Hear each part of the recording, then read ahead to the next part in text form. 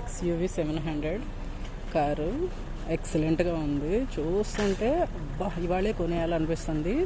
But rate వచ్చేసి high cost. Car వచ్చేసి 7 seater. Super ఉంటే సూపర్.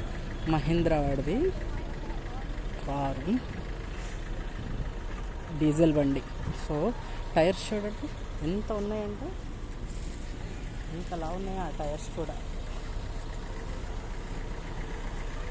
మహీంద్రా వాడిది XUV 700 AX7. మాకు ఇది చూస్తే ఇప్పుడే కొనేయాలనిపిస్తుంది.